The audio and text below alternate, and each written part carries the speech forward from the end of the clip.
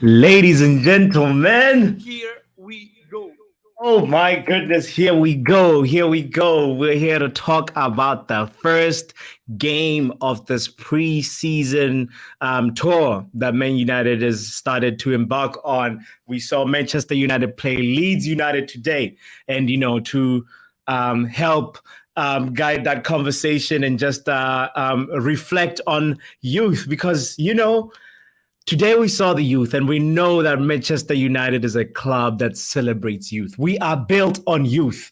So I love the fact that we have somebody who actually does a lot of player profiles on her channel. So we're going to get a very, very nuanced perspective on some of the players that played today. And also talk a little bit about the transfers and talking about Mr. Here we go. Fabrizio's updates. Oh my goodness. I'm starting to get frustrated because Fabrizio,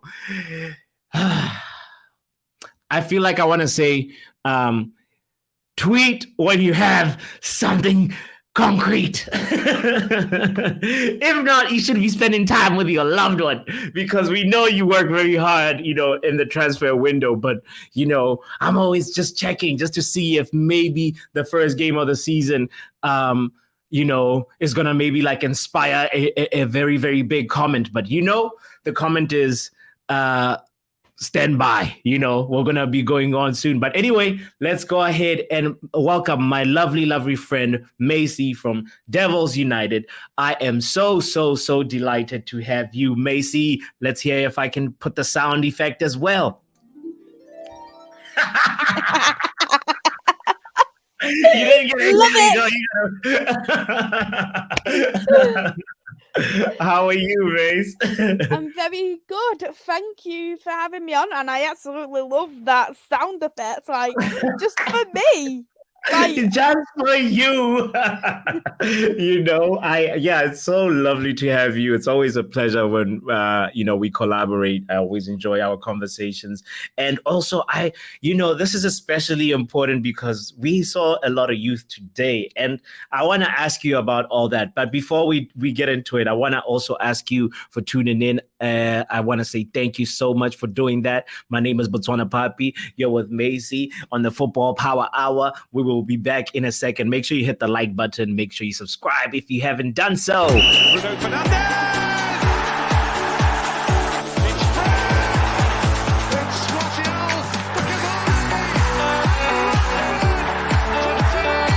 Just waiting on the back post. Surely he'll be found. And scores first Premier League goal at Old Trafford. Talking about actually that intro, it had a snippet of like Martial scoring his first game, his first goal for Man United. So today we saw somebody get a first goal for in that Man United dreams, and Emeran, I believe that's how you say his name. He got a very, very good goal, Norm Emeran, and he's a young French lad. And how would you actually let me just start from saying, how was the performance for you? And after not watching football for so long, before we talk specifically about different kids. Well, I must be honest, I have missed football, just because I've been trying to preoccupy myself with other things, which I was there thinking, okay, I'll preoccupy myself with NBA, and then not long after NBA finished, and then I was like, right, I'll preoccupy myself with women's NBA. Then that just gets shows day later. So I'm literally like, I've got nothing here to really preoccupy myself with. So I was getting bored stiff. Like, I must be honest, but I was glad to see football back again, and I was glad to see Mason Mount's first game as a Manchester United player, because you know me, I love Mason Mount. Everyone who knows me knows I love Mason Mount. Mason Mount FC, when they meet, Maisy is the one actually who's the champ lady of the committee. So I know you love Mason Mount, and it's like, how did you make his debut, because like there is always things that's gonna get clipped, and then there's the compilation of his misses, and I there's also the other compilation of his other good moments. I want to know which side you saw today. Were you impressed? I think the thing is, what I look at with pre-season, where I think if someone has an underwhelming pre-season, they tend to have a great season. But people who tend to have a fantastic pre-season tends to be a pre-season Pirlo. So Mace, you remember Darwin Núñez and Erling Haaland? It was the opposite. Darwin Núñez came through all the hype and preseason last year. It was like, and then Erling Haaland, it all just flipped when the season started. You're so right. Preseason Pirlo. That's whose nickname is that again? Andreas Pereira. Yes. But you were gonna say, yeah. I do love Andreas. I must be honest. I don't mind him. Like, I met him like a few years ago, and I actually liked him back then. But he was a pre-season guy. Like, and then every time I seen him in pre-season, I was just getting overhyped, and I thought, this guy needs to play games at Man United. Like, instead of loaning him out, bring him some games in, and then when he got games, he was shit. So I just couldn't win either way. Let's just be real here. I'm with you. You know what used to really impress me? The long range efforts. There would be he'd score, like he could score a free kick. He could score, just from outside the box and be such a goal threat. And then you're like, all right, let's go. Let's go ahead and get the points with this Andres Pereira. And he was nowhere to be seen. But anyway, back to Mason Mount. Before we go back to him, I want to big up everybody that's in the chat. Luca, hello, Luca AFC. We see you, my friend. Shout out to you. Reese, big up to you, Reese. Reese says, we certainly are and played well overall. Ooh. We certainly are and played well overall, although I was let down by Sancho. For me, he was not good. Oh, Hansen, Aaron, Hannibal, Maino, Noah, Emren, Alvaro, and Mark Jurado played well. Yes, I'm going to make sure I star that conversation. We'll come back to it. Shout out to you, Ravi. Big up Mr. Nollywood and Money Mace. He calls me Money Mace. Money Mace. You were Money Mace before Money Mace came through, though, right? I was Money Maze at first, but the thing is, right, he wants me to have the same nicknames as what he gives Mason Mount. And then what I decided to do, right, when Mason Mount joined Man United, I said, he's not called Money Mace anymore, it's called Manny Mace. That's why Ravi calls me Manny Mace. That is hilarious. That's wild. Reese says, Mount and Ahmad gave confidence, and shout out to Leech's comeback. Will Fish defending very well second half. Yes. I just want to go ahead before going through the rest of the comments. I want to go and ask you about Mason Mount, because we didn't really get into how you felt about this debut. First of all, that chip though. Ooh, had that made it it touched the roof of the net, which is pretty close. Had that just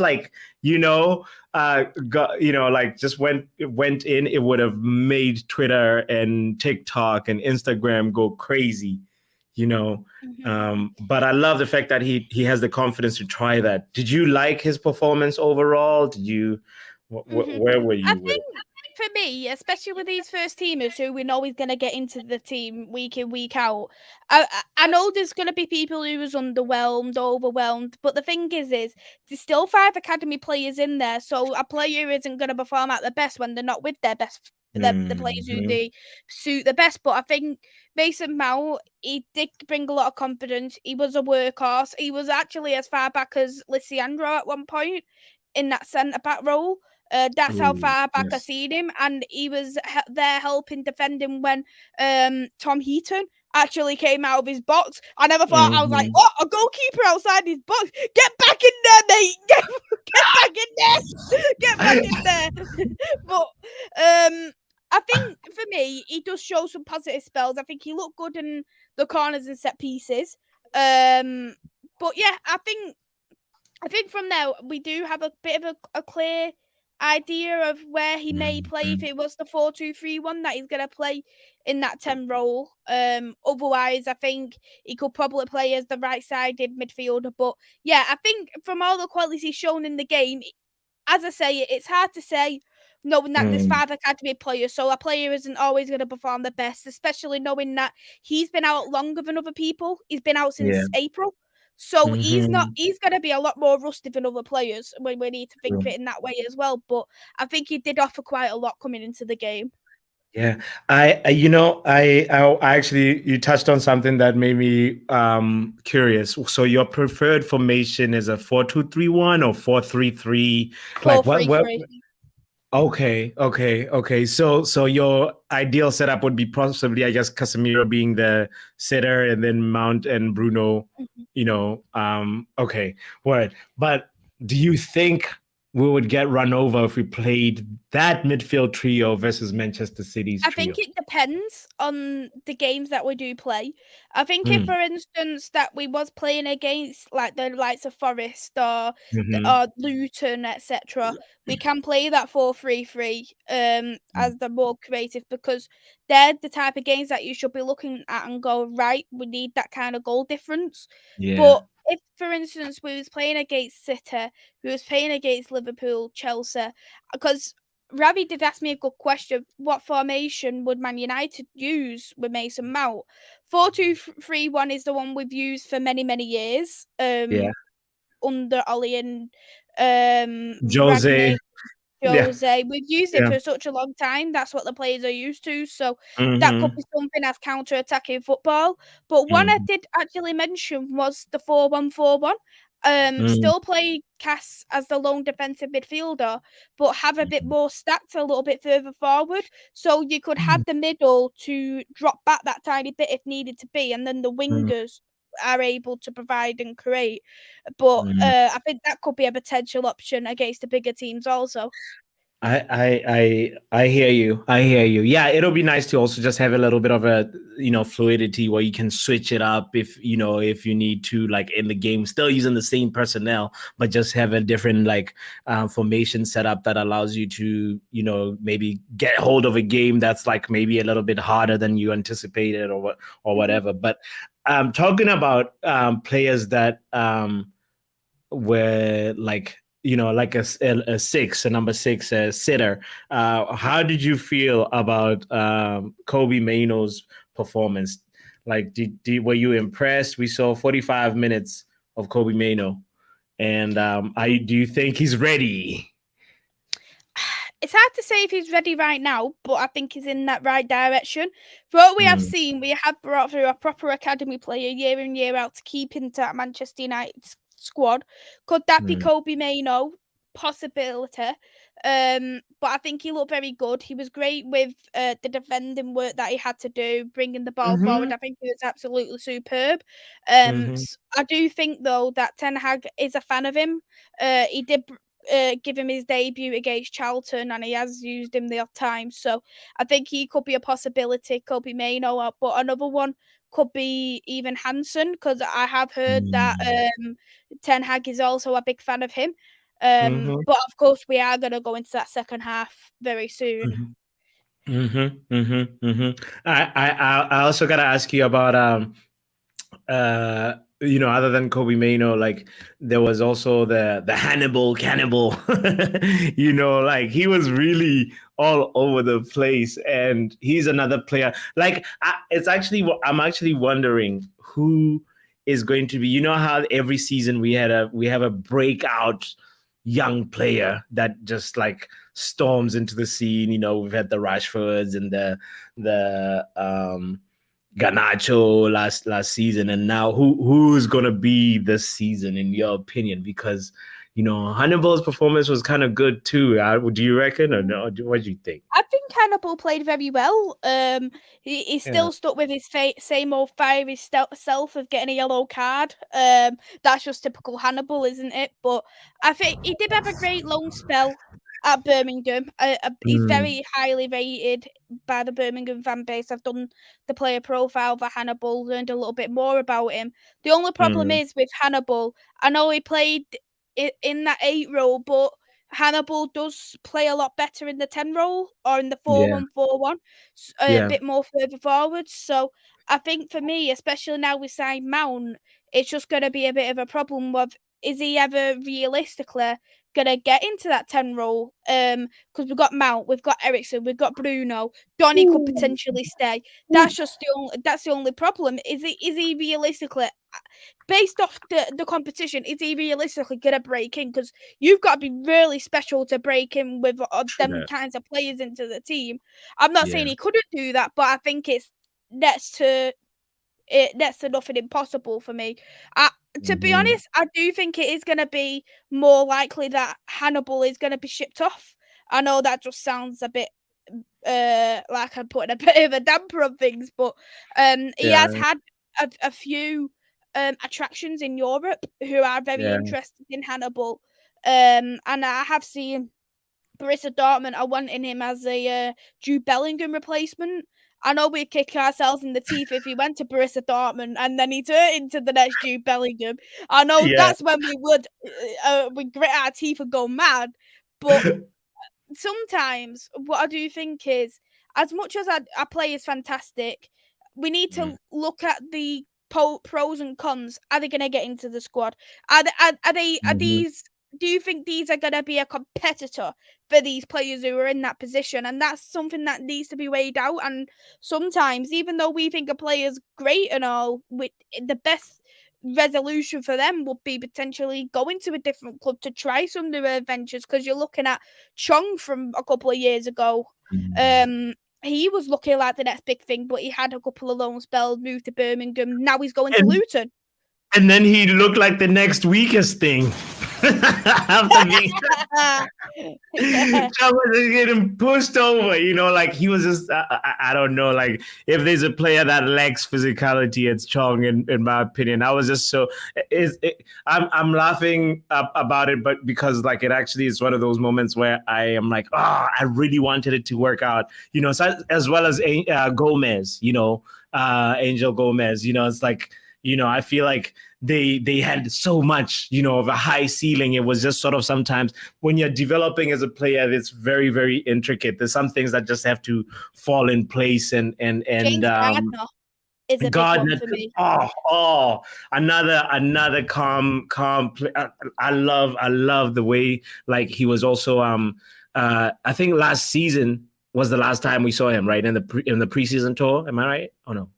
I think we did actually last see him in pre-season, because the season before I did do a player profile for James Gardner.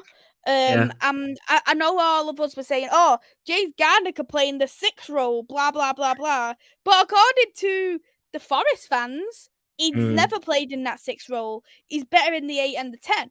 And if you're going to realistically think, James Gardner isn't that type of player to play as a lone defensive midfielder, for instance, why would he realistically stay? Because he's not going to get ahead of the players who I've already mentioned yet again. And on top of that, this Scott McTominay, who's also to be considered, and we are linked to Amrabat now. So if he was to come to Man United, is he going to get ahead of all these players too? Could he get ahead of Scott McTominay? Yes, that's just easy enough. But you get what I mean. I know what you mean. I also gotta ask you, before I ask you this question, by the way, I gotta say big up to everybody that's tuning in. If you're tuning in, please don't forget to hit the like button. Don't forget to subscribe. It is me, botswanapapi, chilling with Maisy from Devils United. We're just talking about that game that we witnessed today and other things being United. So make sure you stay with us. Real question. Get involved as well, too, by the way, if you want to ask a question or comment on what we're talking about or whatever, we'll go through some of the comments as much as we can. Let me read Devils Rising's comment. Reese said, I agree system-wise. However, I would still use a 4-3-3, but we make the sacrifice of having Mount as a winger in certain games instead. And if we sign him, we play Amrabat in midfield. Ooh, with Bruno Fernandes and Casemiro. I see where you're going, Reese. This is actually ties into the question that Ravi asked. Actually, I want to throw it to you, Maisy. Which games are you starting Mount and does he play a full 90 minutes in those games? I think straight away, I don't think he is going to play the full 90. Because we have seen it with Ten Hag where he's either brought a player on as a sub or the new players, or he gives them 70 minutes and takes them off. We don't see a full 90 of Antony. We hadn't seen a full 90 of Casemiro at the beginning until he got proper into that squad. The only one we've really seen a full 90 of was Lisandro. All the other ones that he has signed, we had not seen a full 90 unless there was injuries there in the squad. So I do personally think straight away Mount isn't going to be used as a 90-minute player. I think he is going to be subbed off for Eriksen, for instance, because Eriksen is still a fantastic servant. I still think he can do the job very, very well. As much as people think he's lost his legs, I still think he's absolutely remarkable. So I think that is going to be what's going to happen at first, and then later down the line, probably in the next few weeks or months into the game, that's when he'll start playing the full 90. And I reckon that he probably will continue to play that full 90 again, unless, of course, there is to be injuries elsewhere, and then he has to shift out of that midfield role, for instance. But we do have plenty of competition yet again. True. And people, you know what's funny about, I gotta riff off of that and say, Christian Eriksen, because people usually always remember the last moments of the season. People don't forget that Christian Eriksen was integral in how our midfield worked for the first third or almost 2/3 of our season. Let me say a third to about a half of our season, and he was very, very, very. It's just one of those moments where the injury just kind of messed his rhythm up and stuff. But Mount is going to have a lot of competition. What I feel like we need to figure out how to capitalize is the lung capacity that he has. He's a workhorse. And so he's one of the hardest working players from Chelsea that we got, and then from there is also Bruno, who we also know that he's got a lot of miles on him. So it's one of those things where really Ten Hag is spoiled for choice in terms of energy wise. So if there's any drop off in energy, we really should be able to just look on the bench and have an upgrade in quality, but anyway. Agreed. Yeah. I want to also read this. Mino, Hannibal, or Hansen Aaron for a midfield promotion, and hopefully Gerardo maybe at fullback. How did you feel about that Fernandez left back that we had? He had a couple of good spells on him. It wasn't bad, but what's his first name? You know his first name. Alvaro Fernandez. Yeah. I think he was good, but I wouldn't say he's ready for that first team based off looking at that, personally, in my opinion. And I think when you look at that as well, he's also come from Preston North End, and Preston North End, it's still a mid-table team in the Championship. So I think for me, he needs to build himself up, because at the moment, I don't mean to sound horrible when I say this, but he still looks like he could easily get pushed off, if you want me to my opinion, against stronger competition. So I would say that again. Wait, what did you say? He still looks like easily pushed off. Easily pushed off.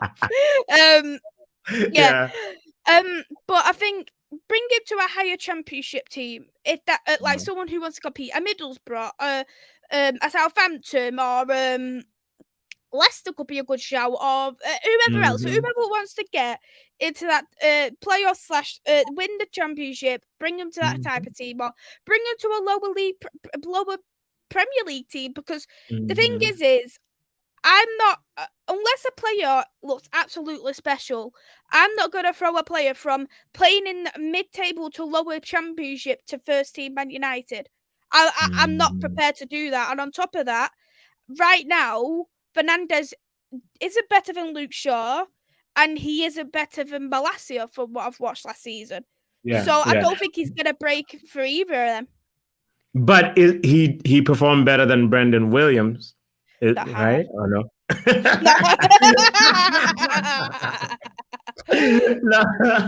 No, I mean, it's very interesting, observing how the options that we have and like the potential. Like I look at some of these players as like seeds that have like germinated, like it's like young plants. Actually, it's like young plants that like require different kind of sorry to bring it to agriculture and farming, but like it's like different players require different things to develop, and like it's one of those questions that Ten Hag has to be like, this player has an attribute that I really like, and then there's also other parts of his game that I can develop, and how many, and kind of like have a really honest assessment of each player. I'm curious about the other goalkeeper. How do you say his name again? No. Is it? Yeah. Him. Because it was Tom Heaton on the first half, and then yeah, he was so calm. How do you feel about him? Do you think we should be going for Zion Suzuki, or not? Or like Zion Suzuki. I think Suzuki, yeah. With Kovar, he did look very calm. I think for me though that there was, I think he could have been a little bit better with his distribution. Don't get me wrong, but he's still only very young. He's still got plenty of time to improve. And one good thing is he actually won the league with Sparta Prague last season. So he's going to come back here and go, I want to win trophies now kind of thing. So, yeah, I think he looks absolutely great. I think he's got a great reach on him as well. Yeah. So Yeah. I would personally, for me, if we was going to keep Kovar, probably keep him for second or third choice. But Suzuki, I cannot complain over spending 5 million on a 20-year-old goalkeeper. I know the thing is there's so many hidden gems these days. You look at, for instance, I say like Gilson Park, he was a hidden gem before Manchester United got him. And look how he turned out at Manchester United. And I was reading an article in the MEN, and they was describing about Suzuki, about the modern day type of goalkeeping he is and how good he is with his feet. And I think it was something like is the Japanese head coach and his club coach spoke so highly of him, has a great ceiling for him. And from what I've read, he sounds like a very good goalkeeper. And I think for me, I'd rather take the risk on 5 million because realistically, I know we have got a limited budget this season, but what's 5 million compared to all the crap we have spent in the last 10 years of Angel Di Maria, Alexis Sanchez, Falcao's loan spell, even Weghorst's loan spell? Like what's realistically 5 million for a 20-year-old? When you look at that, 20 years old, if he stayed to Man United for the end of his career, he could stay there for 20 years. That 5 million for 20 years is an absolute steal when you look at that. Facts. Yeah. No. You're right. I'm curious. Well, on goalkeepers, Maisy, I feel like what's his name? Tom Heaton watched the Inter Milan versus Mancity game before today's game, and then he was like, "Oh, okay, so this is the Onana way." All right. Did he like get you off the edge of your seat for a second, or like were you just calm in that moment? Because like Wan-Bissaka like ended up taking the ball and was like, I got this. But like, how did you feel about that? It's like a little snippet of what's coming this season. I know, because Onana is literally going to be like Heart Attack FC for me. So, to be honest, if I wasn't working at the time when I was watching that first half, I would have been literally like, I would have probably pooed my knickers. But the thing is that it didn't happen. So, when I watched it, I was literally thinking, bloody hell, like, what is it? What the hell is he doing? Like, I was like crapping myself. But you need to think, Tommy Ian is an experienced goalkeeper. And but we've never seen him play like that though. Like seen him play. True. Like that's true. He's like a training goalkeeper. But the last time was probably in the last preseason when he last played. But anyway, it was just kind of. Was it last preseason? No, it was Challen. Charlton game was the last time I watched Charlton him. game, yes, you're right. You're right. It was a Charlton game. Yeah, yeah. And he was not bad though. He was kind of like calmly building up from the back with Varane and Martinez. Having some really, really, intricate like short passes that and they beat the press almost every single time. Would end up just kind of like losing the ball when it's time to get it to our forwards, and which is kind of like what anyway. Now when we talk about, that's how the most of the first half went, and then the goals came in the second half of the game. What did you think of the kid, now that it's like time to talk about him, Noan Emren? Like, do you think also like he's got some good finishing, and also he set up an assist. You got an assist, right? And I don't know. I feel like for me, I wanna send him to like another Premier League club, if at all there's a Premier League club for him, or like a Championship, club. But what are your thoughts on him? And have you done a player profile on him yet? Not on this guy, just because he hasn't been on loan, but he looks very good from what I've watched, and I think he definitely does have a big future at Man United. People are already saying bring him into the first team, replace Alanga with him, but I'm going to say a very controversial point here is yeah. I think the only reason why Alanga looks so bad is because he got brought into a bad team. And he hasn't been really able to prove himself, because I still think right now he's very raw. And I think for me is, the thing is we've seen over the years where we've rushed Rashi through into that first team. We've rushed Greenwood into that first team when he was in the first team. We've rushed McTominay into that first team. We've rushed a lot of players into that first team. And I think Ten Hag, he's got the philosophy of training young players, and he has a good eye for young players as well. So I personally think for me is he'll have a bit of an idea of, is he realistically ready? And I think if I was going to say anything is ready for what, Maisy? Ready for what? Like, be specific. Realistic for ready what? for being a 5-minute substitute. Okay. But the thing is, when I was listening to the commentary, I completely agreed with it. Is, if, for instance, you're not going to get first team at your club, you get first team at a senior men's game.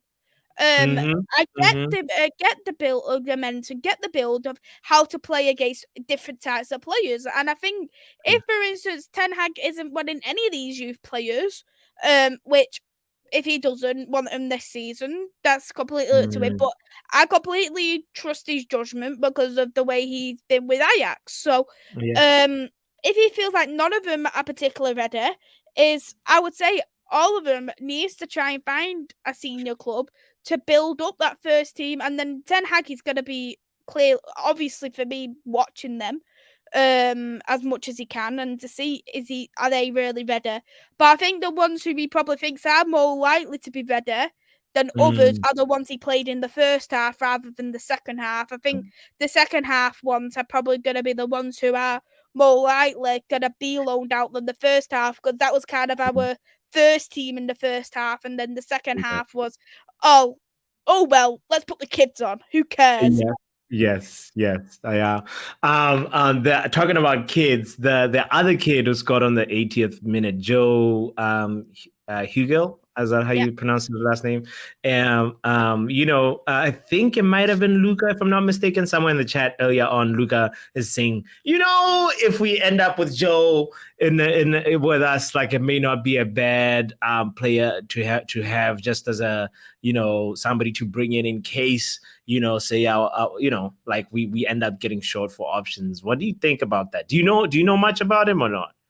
Well, I was actually trying to find an Altrincham fan, because that's where he went out on loan.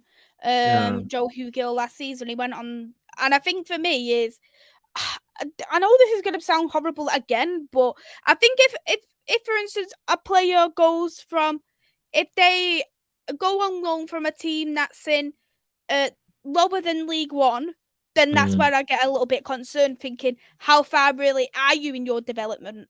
because a League Two, these players Yeah. these youth players are already gonna be playing against these in the Papa John's Trophy, so they'd Yeah. already have a bit of an idea how to play against a League One and League Two side. And I think to go into a team who isn't even in the English Football League, I think that's massively concerning. But I do like Joe Hugill. I think he's one of them type of players that he's fantastic at his finishing, but I just worry is. I think he's already had a long spells. I'm just gonna double check his. Joe Hugill, he's 19 years old, so he's still only very young yet again. Yeah. And this is his first long spell actually. So if we're gonna be realistically, and in this English football, like this Aldringham team, he only had 7 appearances. You can understand what I mean. Like, I think if you're not in I just think that one, either a player should at least try and do better for themselves to try and get in high as they can.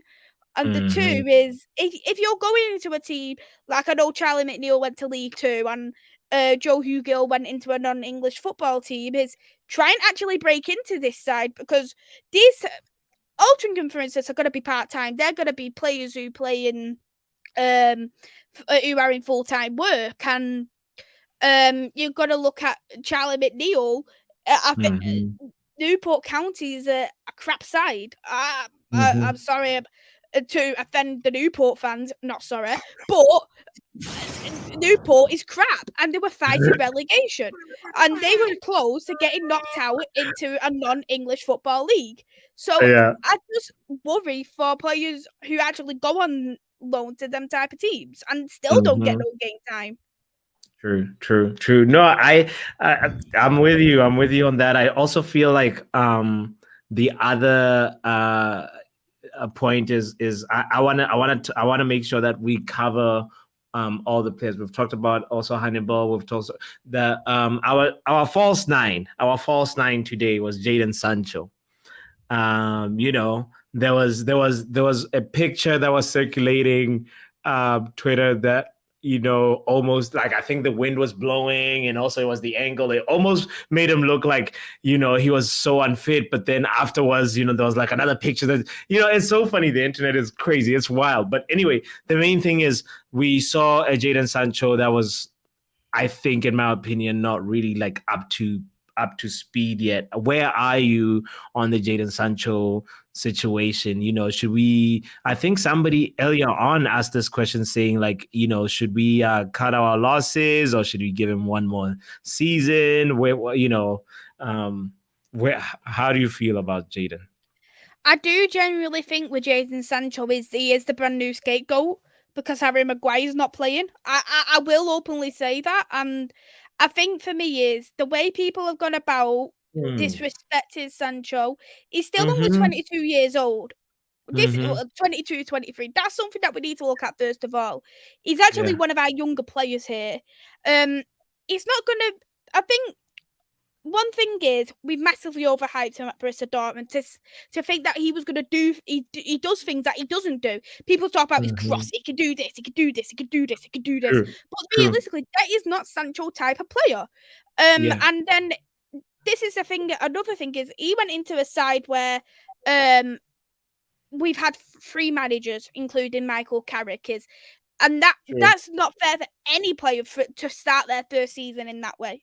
Like the same with Varane, and the only player who performed that season was Ronaldo. Last season, we knew Jadon had difficulties with his mental health. That's why he got shipped off to the Netherlands for a few months to get back into shape, to get back into fitness. And I think for me is you can see sparks of Jadon. Is he for me? I think for me, I'd give him one more season.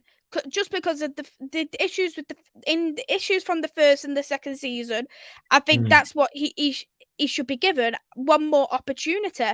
If he doesn't rip it up, if he isn't banging the goals what we expect, then let him go. But I think he should be given a fair opportunity, a fair chance. It's not fair for him to be scapegoated the way he has been scapegoated.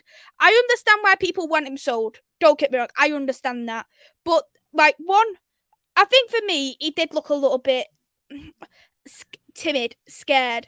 I think he was trying a bit too hard in terms of. But that ball was behind him. That ball was Yeah. behind him. It was like, come on, like, you know, He yeah. was overthink. I think he Yeah. overthinked massively for me, in my opinion. Yeah. Is when he was looking Yeah. at it, he was overthinking with his touches to try and shoot. True, a little And bit. Yeah. and how is another question is, how's a player going to perform up to standards, for one, when they've been out of football for a few months, and two, when they're not even playing in their rightful position?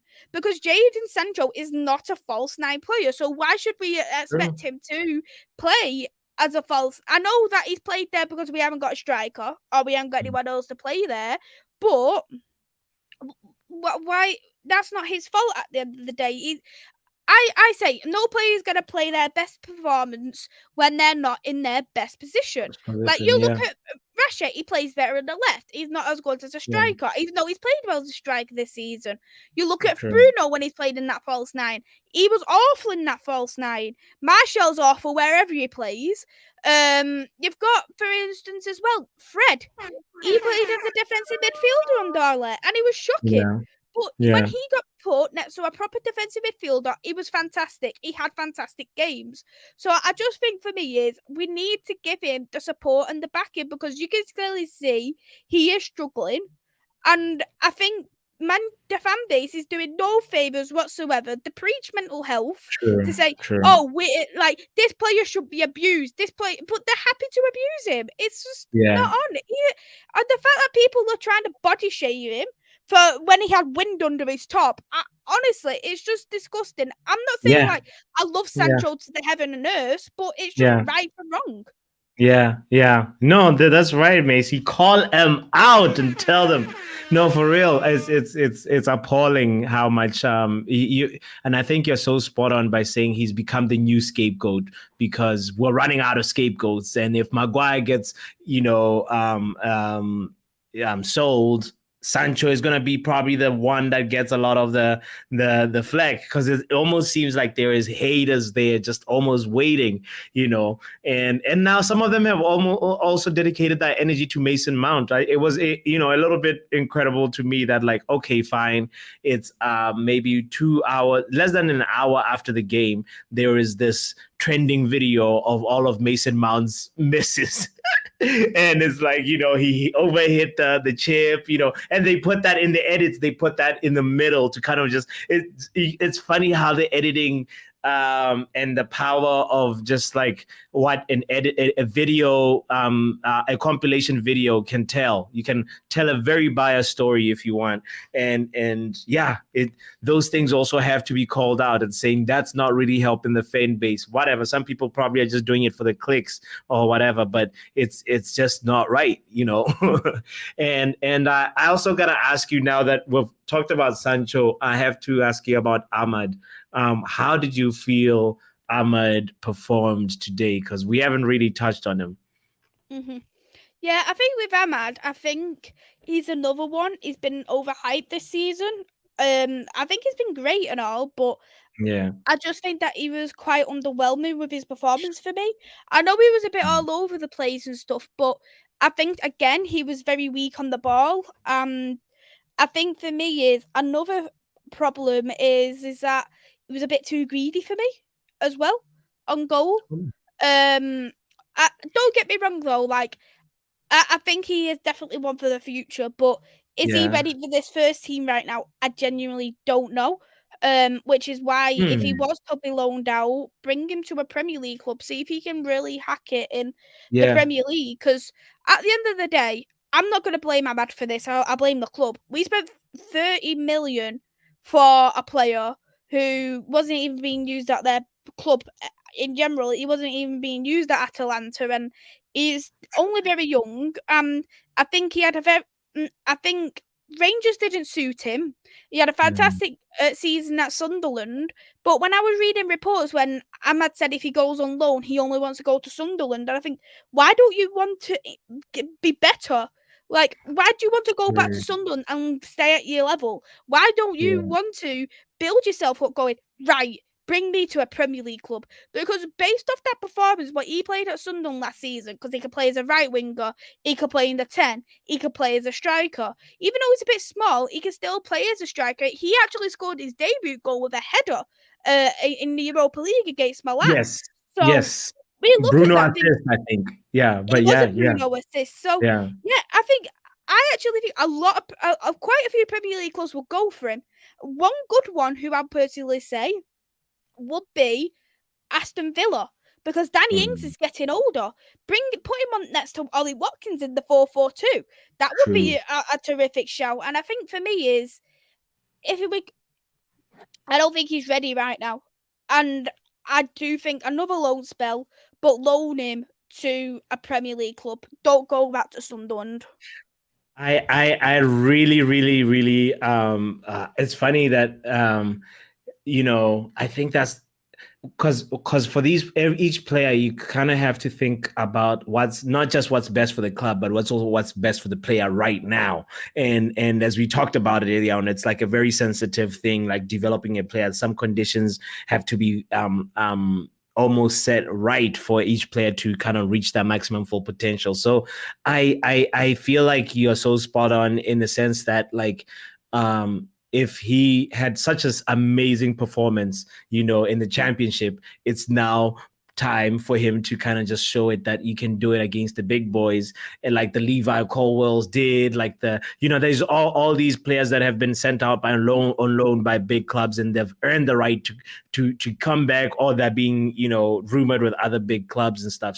So I feel like that's really the next step for Amad Diallo. But talking about that right hand position, there's a little bit of quality, by the way, that we sort of talking football wise, that we are sort of faced with, by the way. Before we talk about this, I want to say shout out to you if you're just tuning in. It's just like the hangout about Man United versus Leeds and everything in between. We're about to talk about that right wing position, since Amad Diallo, it feels like maybe if the right move for him is to send him to on loan to a Premier League club, then it leaves us with Antony as one of the options. And there's a possibility about another Mason that might be a part of the team. I don't know. How do you feel about this? Because it's a very divisive topic, rightfully so, because it's sensitive and it's a serious issue.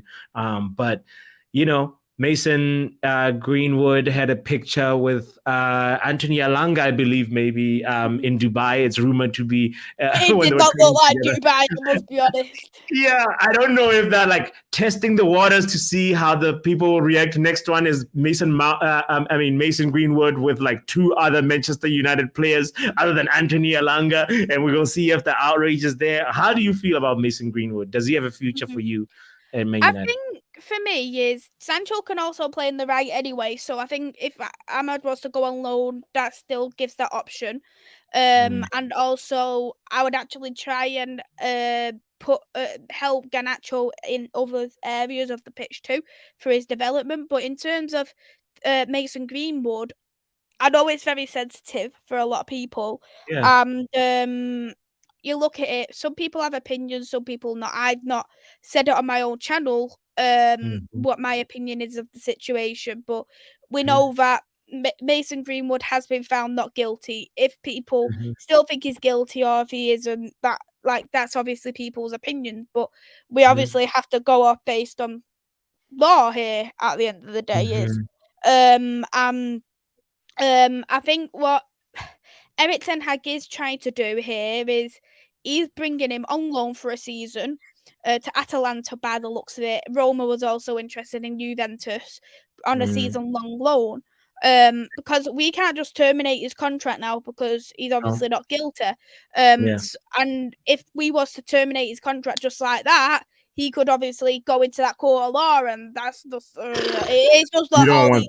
It's messy. You can get messy. It's something that we don't want right now here at the end of the day. And I think for me with Greenwood, he's gonna go on loan to Atalanta. That's what the most likely destination is gonna be. Get his development back up to scratch, see if he can hack it. And I think Ten Hag's going to look at that and observe it from there, because at the moment, as it's still very raw, I think if Man United is to keep him, for people to like or dislike, I think the best thing is to get him out that limelight for a season, because the Italian league isn't as noticeable in England. So I think he's gonna have a bit more privacy. I think the best thing is for him to do is to keep out of trouble. You can't get into more further trouble, because he isn't going to be there at the end of the day. But I do think, personally, in my opinion, if he was to come back to the squad, this is not me saying he should or shouldn't, by the way, in case people want to twist my words, because I know someone may do that. If Ten Hag wants him in that team, if Manchester United want him, I actually don't think he'll play as a right winger. I think he'll play as a striker, because the only reason why he was played as a right winger under Ole Solskjaer is because we didn't have a right winger. Otherwise, I genuinely think he would have played as a striker. That's why he was made in the academy, and he's a goal scorer at the end of the day. He's a poacher. That's the kind of player he is, and he was learning under Cristiano Ronaldo, and he was fantastic friends with Edinson Cavani. So yeah, I think that's where he's going to end up playing if he was to come back to the squad. Yeah. I really, really, really feel like that is. Oh, even Ravi says, "Mace, you're so spot on." Like that's really the next step. And if at all he's allowed to come back, that's where he should go, and he would be lethal up front over there. That's actually a very good segue to kind of ask you about, as we conclude the conversation. I wanted to ask because. Fine. Man United won 2 goals versus Leeds, and there were lots of standout players and performances. Well, not like lots, but there was a few moments to look back and look on and be like, okay, this will be very interesting to see how it goes. I just want to ask real quick, who was your, should I say, boy of the match? Because some of them are young men, they're really young. I don't want to say it. Was like, who was the man of the match for you? Even in the chat, I'm curious who was your young man of the match, because all of them were young. There was no senior player today at all. Yeah, I think it has to be Amiran. I think he was by far fantastic. He was absolutely brilliant today. I think Hansen Aaron is a great shout to have as well, because he was very lively on the pitch. And the third one there would be close between Reece Bennett and Will Fish, because I think they was both absolutely fantastic in the game. But I know a lot of people did have Amiran as the player of the match, and so rightly so, because no one in that first half deserved the player of the match, if you want me to be honest, because it was literally, I felt like I was squeezing sweat off my back. That was how boring it got. But what about you? Who would you say your player of the match was? Kobbie Mainoo for me. Maisy, I loved how smooth, he composed he was. Was he double teamed by Leeds players? Yes, he got out of it easy. Was he triple teamed? Yes, he got out of it, still completed a pass. Was he keeping the ball ticking? Yes. He had a moment where he tried to control the ball and then tee himself up for a shot and then ended up losing it. And we actually were, it was a dangerous counter attack. But that's one of those things where it's a learning moment for him, where, that as a CDM, if you make that mistake against an actual Premier League team, you're probably conceding a goal. But and it can make or break your confidence as a player, as a young player, especially. So that is why I'd want him to go make one of those mistakes at Luton Town, for example. If they wanted him, please come get Kobbie Mainoo. Let him play against the big boys. Start week in, week out. If and let's see what he can actually do on the Premier League floodlights. The other player also was really, really good. By the way, I want to also shout out the fact that Sophia, our girl Sophia, was at the game. let's give her a shout out for being there physically, because like it was in Oslo, and that's where Sophia is based in Norway. So big shout out to Sophia for attending that. Another player that also deserved a shout is Hannibal's 45 minutes was really impressive. I know he got a yellow card, but like that slide he denied, is it Paveda? I can't remember the Poveda, I think the Leeds player. He thought he was actually going to score. That was going to be the first goal of the match, and thanks to Hannibal, that was a last-ditch block where he just slid and was there at the right place. So those two players for me stuck out. I know there was like good performances in the second half too, but my player of the match was Kobe Maino. Mm-hmm. Yes. Yeah. The finishing is great. I want to see more. And it's actually a really good thing that Ten Hag said in the next game. I believe it's in Edinburgh, if I'm not mistaken. Our next Olympic.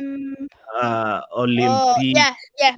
in Edinburgh, Yeah. So that game, we're most likely going to see a lot of the similar starting lineup. So we'll see how they actually build off of that performance and moving forward.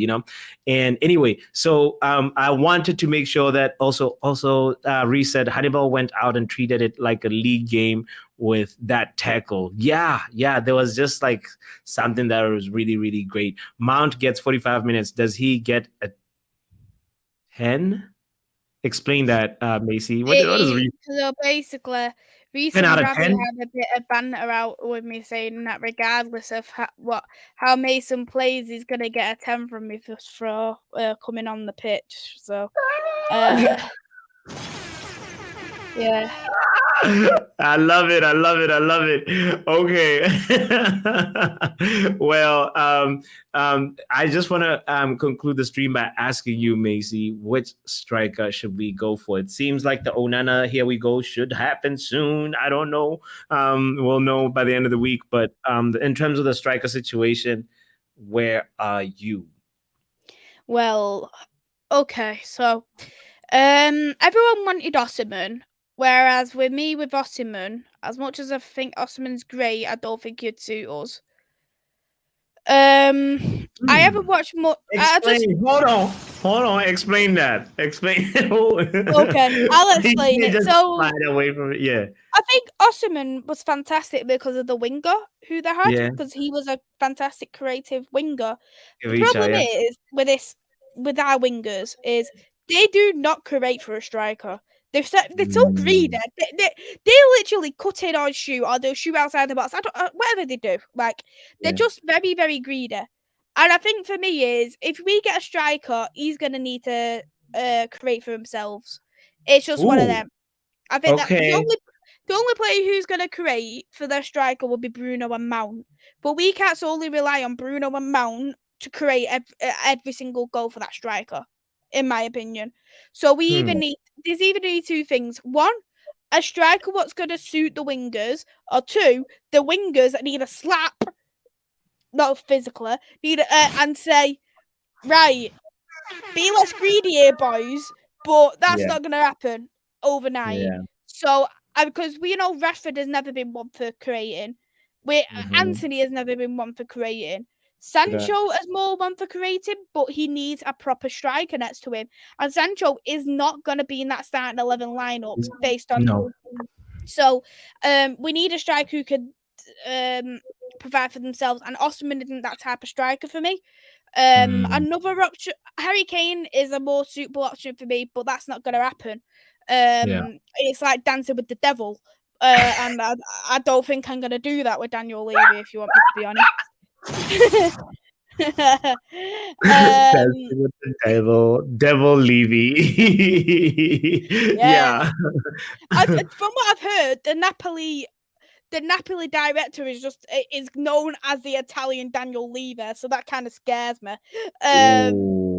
So yeah, I'm not a fan of that. But one who people have mentioned is Tyrone from Porto. He's linked, but he is 30. So this is what we need to look at: is he isn't going to be a long-term option here, but he is a goal scorer who scores 20 to 30 goals a season. Say his name again. Taremene. Oh, He's okay, from okay. Porto. He's 30. He's scoring easily 20 to 30 goals a season. So he's a good shout. His agent did do a fake picture online, though, to say he was at Man United when he wasn't. Oh, So, yeah, that wasn't good. But he agent. would be one option. But I know a lot of people will be against it because of the age bracket. But we need to look at Harry Kane's around the same age. But you want Harry Kane. So, I don't know like what the difference is. But we'll move on. Yeah. Another shout would be Ramos.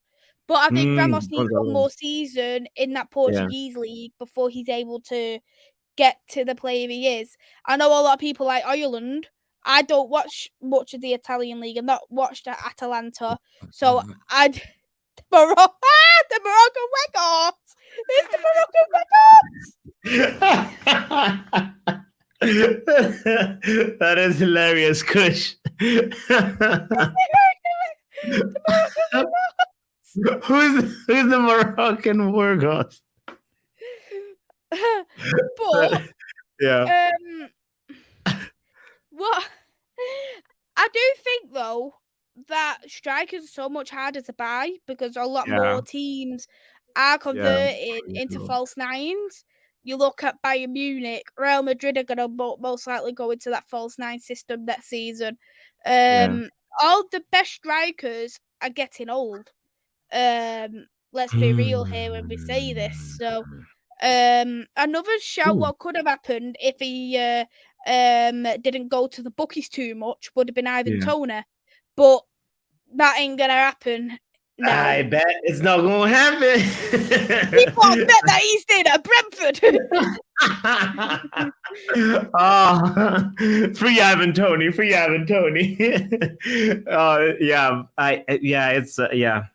He would have been the perfect player for us right now, but unfortunate. So you're not really on the Haaland train as much. I haven't watched him. I can't. I'm one of the type of people is if I haven't watched someone, I'm just not gonna say I rate him or not because I'm not. I'm one of the. I don't like. I remember when I done this. Because obviously I'm a massive fan of the Portuguese league and stuff like that, and I see people saying, I can't remember what it was now, saying how much they wanted this player. So I've watched a lot of the player. I can't remember who it was now. But I done a poll. I said, how many games have you watched? And it was 0, blah, blah, blah. 62% said 0. And I was thinking, like, well, why'd you rate the guy then? Why'd you want him? And then probably like 75% have watched the compilation video, of the player, and then they make the assessment just based on just like a very, very limited amount of data, which is the thing that always baffles me about how people evaluate players. But it's one of those things where right now I feel like to get a true assessment of any player, you have to kind of, see how they perform, in different conditions. It just can't be just one condition and then you make up your mind. I remember who the poll was for. It was Diogo Costa. That was who it was for. People openly admitted that they only watched him in Champions League games. I was like, but how can you rate him off a Champions League game then? Like, don't get me wrong. He's got the best penalty conversion rate in Europe, I'd easily say. But not gonna lie though, like I'm not gonna look at someone and go, "Oh, this guy can save penalties. I'm gonna keep him." If that's the case, let's keep Dean Henderson because he can save a penalty. True. His penalty record is not bad at all. That's true. That's true. It's such a very, very big conundrum, and I'm Kolo Muani. Reese is asking about Kolo Muani as well. Don't know. Not watched him. I'm not gonna answer that one. Oh man, Kolo Muani. It's for me. I'm sorry, but the French league bores me. Like it genuinely bores me. I'm just. Do you like when you just can't take to a league? I just cannot take to the German league at all. Like, I just think, I hear what's the you. need to watch something when you know Bayern Munich's going to win the league? What's the point in watching something if, for True. instance, the same old team's going to win the cup, or the Of same old course. teams are going to be in the Champions League? I just generally don't see the love for it. If I Yeah. lived in Germany, it'd probably be different, but I just don't have that kind of connection. So I I don't. I haven't watched it, so I wouldn't know if I rate him or not. I hear you. Well, the one thing I'm hoping for is that Ten Hag gets the backing that he needs, because we need to figure out the striker situation early so that they can integrate with the team, start building the chemistry. Well, we can't be starting to build chemistry when the lights are on, and Reese says let's just sign Dybala for his 10 mil exit clause. I'll be happy. Or Tammy Abraham, bro. Get them out of here. I'm not Says one for me. Dybala. He rejected us years ago. So I'm That's going to look at true. it in that way and think, if you were rejected coming to Man United, do one. I don't want you.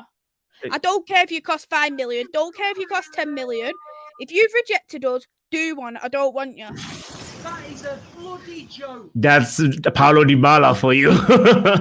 I feel like no. Even though his left foot is nice, he can go. Mitrovic for 30 mil. When Mace He's going to says, Saudi Arabia League.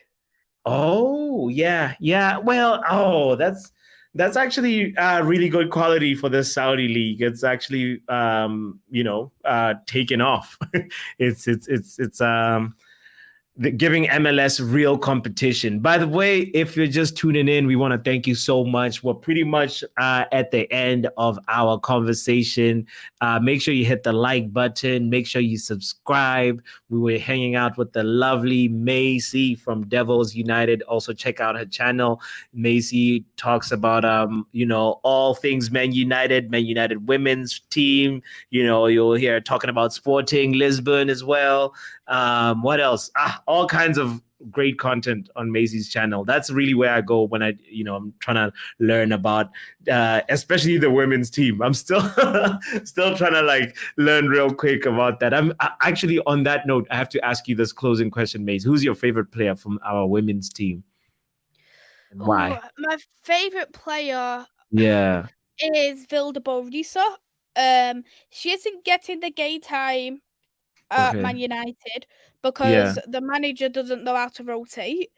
But I Yeah. think she's a fantastic player in terms of, imagine Bruno. She's got the same Yeah. qualities as a Bruno, let's just say. She's a female Bruno Yeah. Fernandes. She likes to do them long through balls. She nutmegged 3 Tottenham players at once. She just nutmegged one after another. I was literally like, "Oh, this girl! She's absolutely fantastic." That's incredible. I want to see her perform. I'm gonna be looking out for her this season. So, You should yeah. watch a free kick. She scored a free kick goal against Durham. It was absolutely beautiful. Ooh, wow. I can't wait.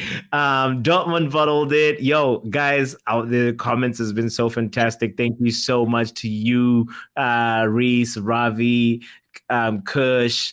I appreciate you, Luca, as well, for popping in. Thank you so much. It's been such a pleasure having you Power guys. hour. Yes. Could I sing you a women's football chant before I go? Please, I'd love that. Please, go ahead. This is for you, Ravi. Who put Yeah. the ball in the Scousers' net? Who put the ball in the Scousers' net? Who put the ball in the Scousers' net? Half of Man United. I did. Hey! You killed it. We gotta end it right there. Thank you, Maisy. Maisy is here to sing. We beat Liverpool 6-0. I am going to take this. I love it.